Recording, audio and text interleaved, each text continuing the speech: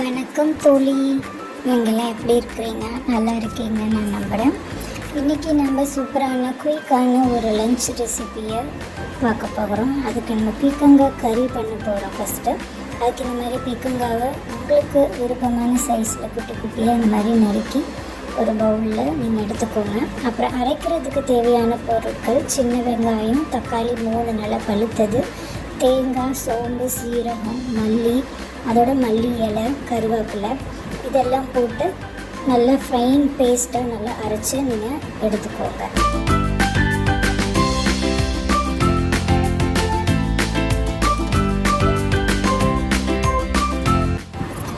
அதுக்கப்புறம் ஒரு கடாய் வச்சுக்கோங்க. அதில் கொஞ்சம் கடுகு, உளுந்து, சீரகம், கொஞ்சம் கருவேப்பிலை, அப்புறம் அதில் கொஞ்சம் வெங்காயம் போட்டு நல்லா அந்த பொன்னிறம் வர வரைக்கும் வறுத்துட்டு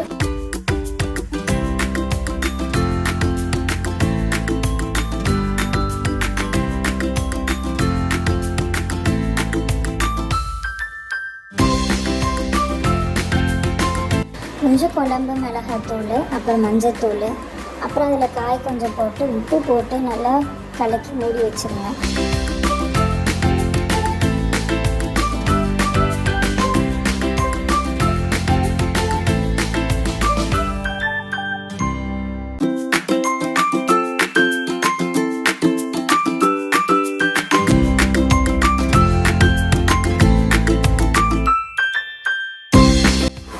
அப்புறம் காய் நல்லா வெந்ததுக்கப்புறம் நம்ம அரைச்சி வச்சுருக்கோம் இல்லையா பேஸ்ட்டு, அதையும் அதில் போட்டு கொஞ்சம் தண்ணி, உங்களுக்கு தேவையான தண்ணி ஊற்றி நல்லா கொதிக்க விட்டு எடுத்துக்கோங்க. உப்பு கொஞ்சம் போட்டுக்கோங்க அதில் தேவையான அளவு.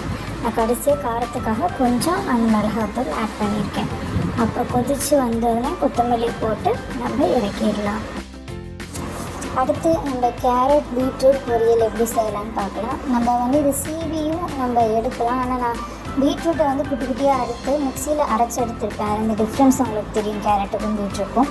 அப்புறம் அதை வச்சு நம்ம கடாயில் கொஞ்சம் எண்ணெய் ஊற்றிக்கலாம். அப்புறம் கடலை பருப்பு, பாசி பருப்பு கொஞ்சம் சேர்த்துருக்கேன். சீரகம், கருவேப்பிலை, வரமிளகா போட்டு நல்லா தாளிச்சிட்டு கொஞ்சம் நம்ம இது பண்ணி வச்ச காய் அதில் கொஞ்சம் உப்பு போட்டு நல்லா இது பண்ணி மிக்ஸ் பண்ணி மூடி வச்சுடுங்க.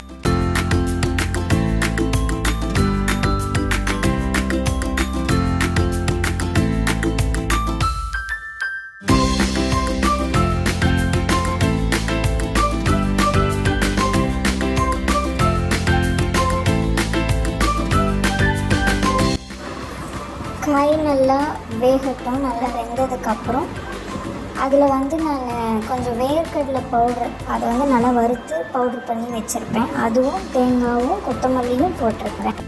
Happy tasty!